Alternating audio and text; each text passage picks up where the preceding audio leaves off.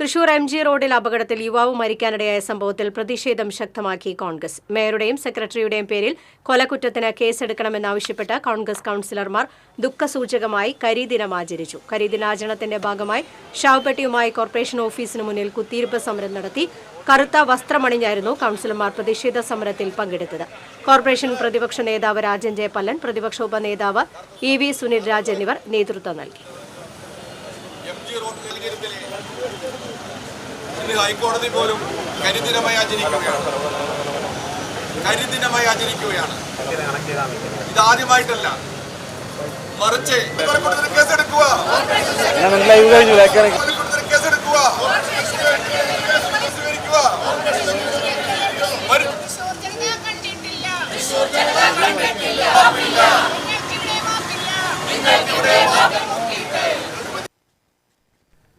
തൃശൂർ പട്ടണത്തിലെ പ്രധാനപ്പെട്ട രാജവീഥികൾ മുഴുവൻ റോഡിലെ കുഴികളും കുണ്ടുമാണ്. ഇവിടെ കഴിഞ്ഞ വർഷം ഒരു സ്ത്രീ സ്കൂട്ടർ അപകടത്തിൽ മരിക്കുകയുണ്ടായി, കട്ടറിൽ വീണ്.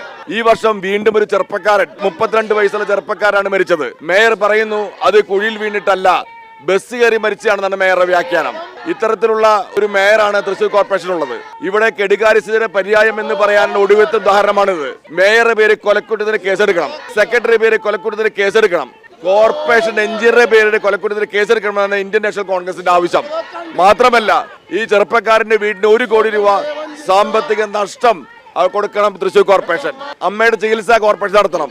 ഇതൊക്കെ ആവശ്യപ്പെട്ടുകൊണ്ടാണ് കോൺഗ്രസ് കൗൺസിലർമാരെ കൗൺസിലിന് അകത്തും പുറത്തും ഈ സമരവുമായി മുന്നോട്ട് പോകുന്നത്.